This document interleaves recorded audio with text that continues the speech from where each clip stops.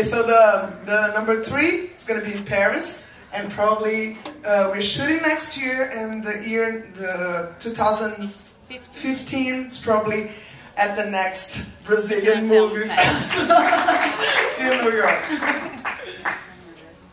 Mais perguntas? O terceiro filme no Paris quando Alice estava grávida e trabalhando.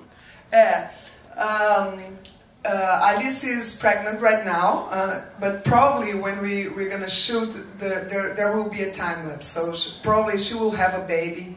My little one's gonna be grown up and a little bit grown up, and her kid's gonna be like a teenager.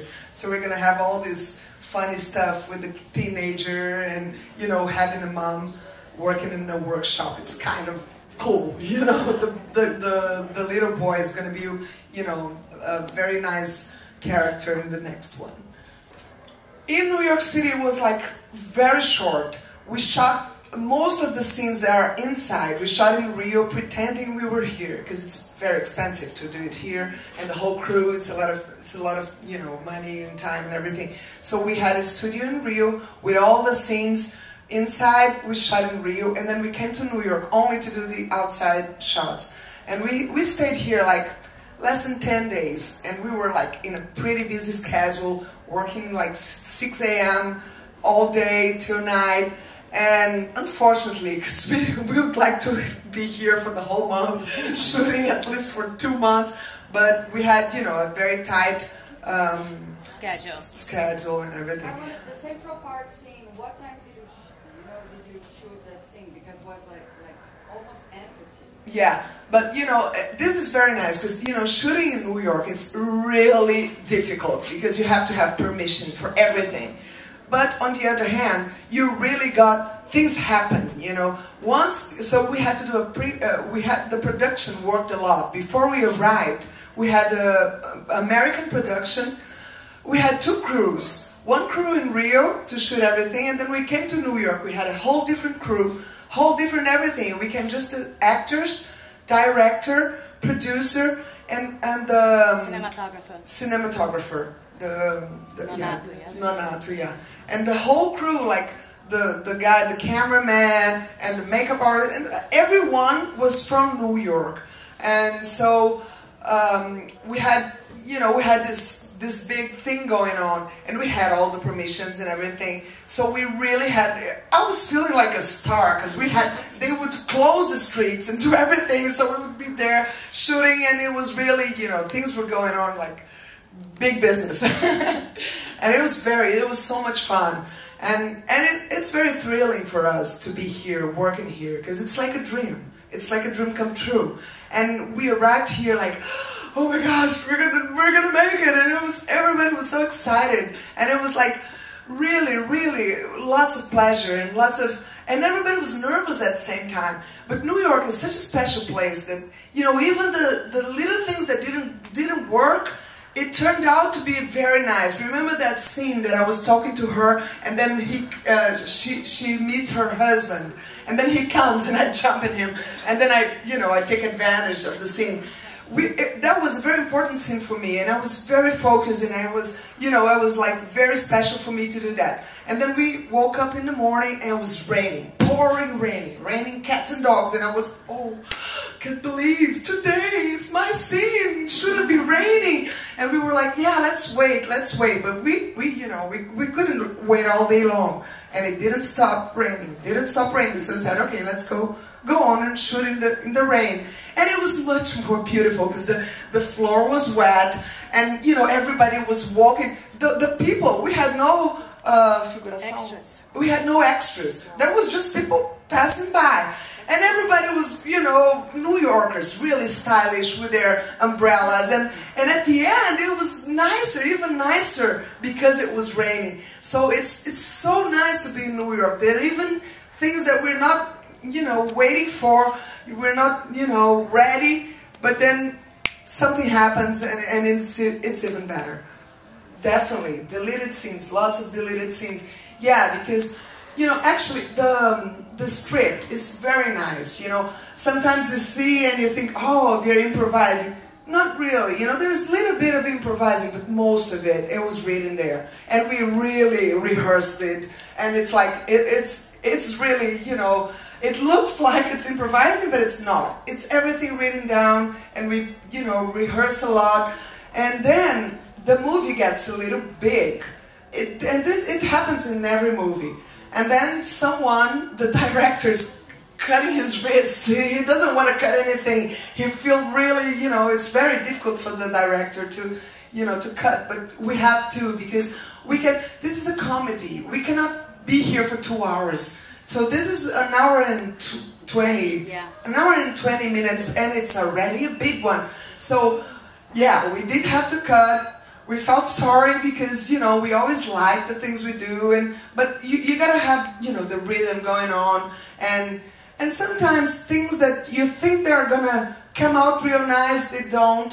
Sometimes scenes that you don't really think of anything and they're really good. So you gotta keep, you know, keep going with the flow, and then the guy who's gonna cut the movie, and you know, this is very, very nice in movies, because it's not, it's a work of a whole bunch of people. So if you see something nice there, it's because there's so many people doing that. Because the script was nice, and the guy who wrote, the two guys who wrote, they're two Brazilian guys, and they're very nice. It's Paula and Marcela. They did many movies, and they're really good. And they worked on this script for months and months, almost a year. And so, yeah, they did their job, and then we start rehearsing. There's the direction. There is the acting. Ingrid is a genius. It was such a pleasure to be with her, you know, because she's so good, and she's so passionate. She's always, you know, she's always ready. And, you know, for me, it was really, really nice to be with her on set and, you know, doing it, because she's really special actress. She's so talented. And so, and there is, you know, the makeup artist, and the, you know, the people who dress and the cinematographer, and, you know, there is so many people involved, and it depends on everyone's job to do it nice, you know, to come out in a nice way. And after we shot everything, we did our job, and then there comes the post-production, and some other people are gonna work. And this guy who did the edition, he was really nice, because he really took the best of it. And the guy who did the soundtrack was very special, you know. So it's really nice when we see the audience having fun and enjoying it. It's such a pleasure, because it's a lot of work. Movies are, we take like almost 2 years to do one movie. Maybe even more, you know. Sometimes, you know, from the first day, you have to get sponsors, you have to get the money, and then the script's gotta be ready, and then, you know, and then you set the date, you start shooting, and then after that, people are gonna work, and then we keep working. I'm still working today. You know, I mean, it's nice, because you have to, you know, keep warming up the audience, and, you know, making, you know, advertising it, and going on. Well, the film festivals are the best part. I have to tell you, it's really nice, because, you know, it's the time that we have this answer, you know, the reaction from the public. It's really, really nice, but it's really a lot of job, a lot of work, and it depends on so many people. It's not just because Ingrid, of course, she's a genius. It would be nice anyway, because she's really good. And I do my job, but, you know, the nice thing of the movie is because there is a whole harmony going on, and you can see that there. We were having so much fun.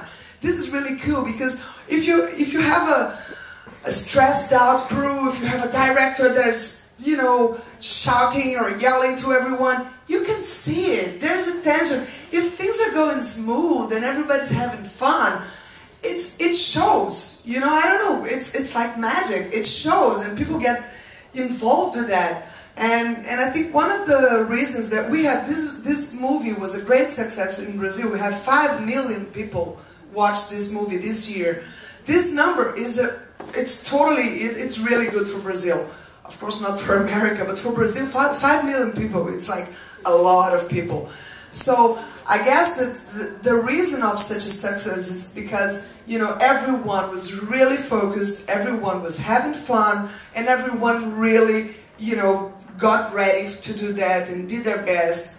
We all did our best, and that's why it comes out in a nice. And even sometimes you have a great movie, and the audience doesn't like it. It's like it's magic. Movies are like magic. We never know. We never know when we read a script. We say, yeah, that's gonna be nice, and sometimes nothing happens. Nobody goes. People that goes, they don't really laugh. It's like it's really magic. I don't know. You know, there are so many things that have to be there in order to make it, you know, to thrill everyone and to give like this, you know, this feeling that, yeah, it's cool, it's nice, and, you know, so that's why it's so important for us to be here and to have this feedback. Any difference between the effects, like, on the Brazilian audience in Brazil? Oh, yeah. And, like, the Brazilians or the international audience? Yeah, it's different. You guys, sometimes you laugh in different places than in Brazil, in different time frames. It's like, I realized that the fork, and the fork too much, you guys were laughing your asses off, and this is really nice because it's very, you know, here, it's really a nice joke. Yeah, it was nice, but that was not, you know, there some other parts were funnier for the Brazilian audience there. And, you know, it's always different, and we never know. It's really nice when the audience gets, you know, inspired and have fun. That's a very good question. I would say that the most difficult is the second one, because after you have the first one, it's a great success. Everyone's talking about it, so it's so much pressure. You gotta do something nice, you know. You can't let your audience down. So you really have to focus and you really have to work a lot. And in the first one, everything was a surprise. The first time we had the vibrator, people wasn't expecting that, and that was funny by itself. But at the second one, it was not anymore. Everyone knew that we were already talking about this subject. And, you know, so we had to go further, and this is the job for the guys who wrote it, because they really did a good job, because they managed to go to another story. Something else happened in this one, and it's a love story. This is something that is nice, because in my opinion, the second one is even better. I like this one better. I think it's funnier, and the storyline goes, you know, this is my opinion. Some people prefer the first, I don't know.